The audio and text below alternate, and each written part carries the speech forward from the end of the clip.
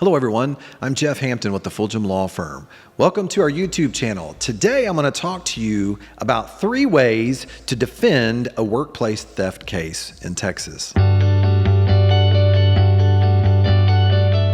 Now, by the way, if you wait around till the end of this video, I'll also give you a free ebook, What to Do If You've Been Charged with a Crime in Texas. Now, maybe you or a loved one is charged with theft.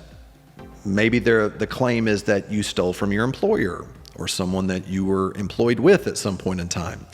Well, what does the law say about all this? What do you need to be looking out for? What are your options if you're facing a situation like this? You know, one of the things that you see out there is there's workplace theft for lots of reasons. Many studies have said that it's done because some people want to get back at their boss, or they feel like they're not being paid fairly, so they want to take certain things to get even with someone. But I also want to say this, is that there's also instances where sometimes it's not as black and white as it appears to be. It's not always a situation where actual theft took place. These situations come up where sometimes the employee believed they had consent to do certain things, and we'll get into what some of those defenses are here in just a minute.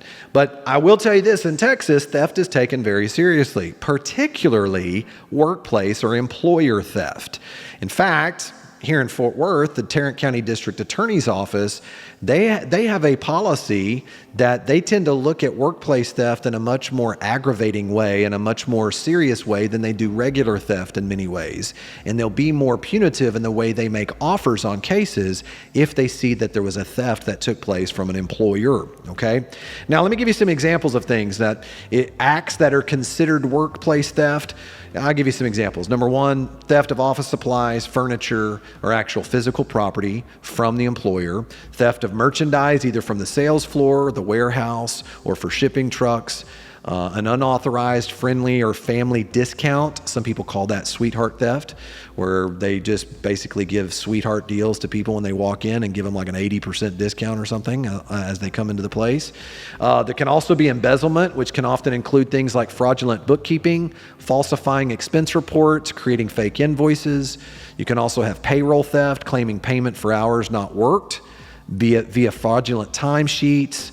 Or information theft, or knowingly taking information from your employer to benefit yourself or to improve the situation of a competitor. There's a lot of stuff here, okay? I could throw all kinds of potential scenarios at you.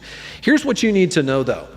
Let's say hypothetically you're facing a situation like this. Most employers have specific protocols in place that they will follow whenever they believe there is any type of workplace theft that's taking place. So what to expect? Well, the first thing to expect is you're probably going to be approached by someone at your job first. They will usually they'll approach that individual and ask them to sit down, and it's usually with upper management and with some type of supervisor that's present. They want to have at least a couple of people in the room to prevent some sort of hostile encounter, and they want to have a witness to all that's taken place. I want you to know this now. Choose your words very carefully. You say, I didn't do anything wrong. Why am I even brought in here? Sometimes the temptation is to say, I'm going to defend myself and I'm going to prove my innocence.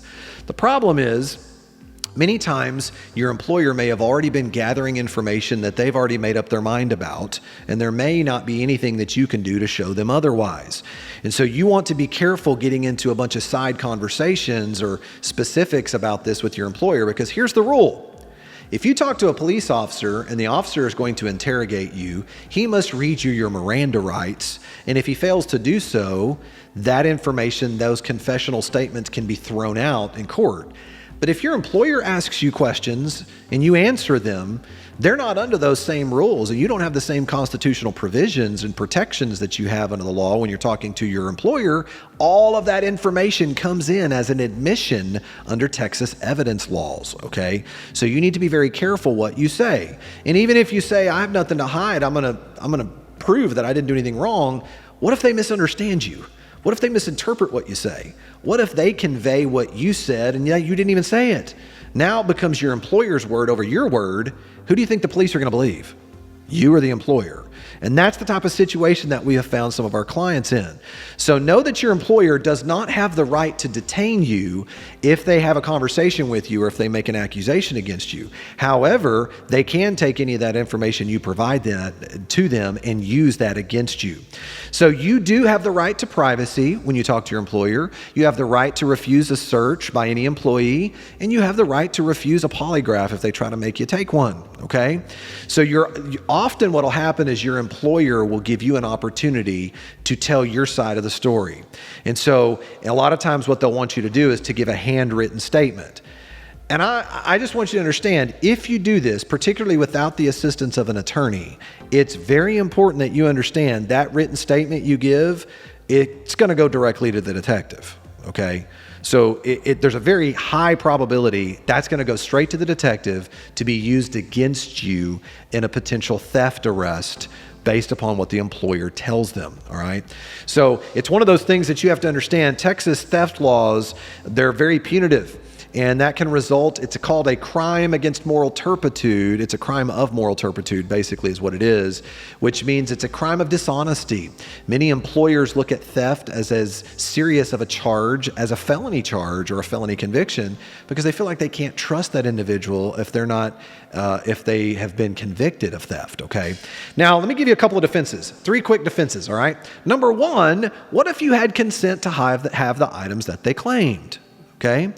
We had a client one time where they were being accused of theft because they had certain items. They had like an iPad and they had some other things from their employer, from Amazon. And one of the people that told them, hey, you've got to be able to, you tried to steal those things. And they had an actual consent form where they had actually kept it and there was a misunderstanding of who was supposed to have it and who wasn't. They were able to turn around and show them, no, I had consent to have these things. I had no intent to permanently deprive anyone of their property when it comes to theft. If you had consent or you had reasonable belief that you did have that consent, that is a defense to the crime of workplace theft, okay?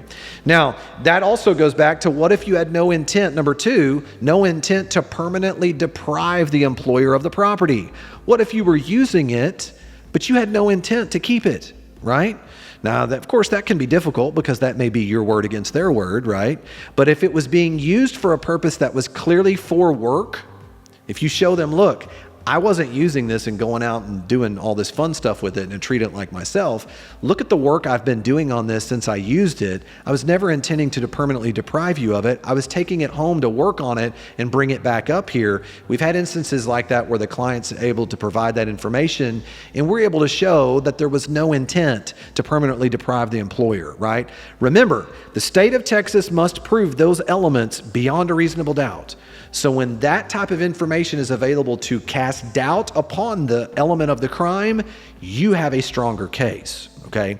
Finally, number 3, what if it's just flat out misunderstanding, a miscommunication? We've had many instances where the employer will admit, well, we weren't completely clear with our employee, and the employee was saying, well, I was kind of confused about what was going on.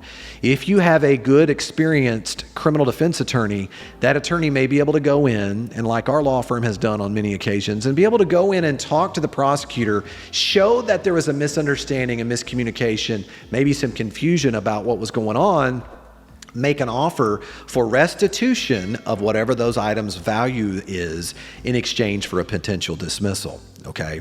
So understand, because the burden of proof lies upon the state of Texas, confusion, miscommunication, lack of clarity about what a situation entailed, that could potentially benefit you and may lead your experienced criminal attorney to be able to help you get dismissal for your theft charges, okay? So I want to encourage you, maybe you or a loved one is facing this situation right now and you need some assistance. Maybe you need some good advice. Don't hesitate, especially if your case is in the North Texas area, don't hesitate to contact our law firm at 817-877-3030. Once again, I'm Jeff Hampton with the Fulgham Law Firm. It's been a pleasure speaking to you today about this, and I promised you, don't forget to click that link, What to Do If You've Been Charged with a Crime in Texas. I'll send you over that free ebook. And contact us for a free consultation. I look forward to being able to show you our next video series coming up shortly. Thanks for joining us today.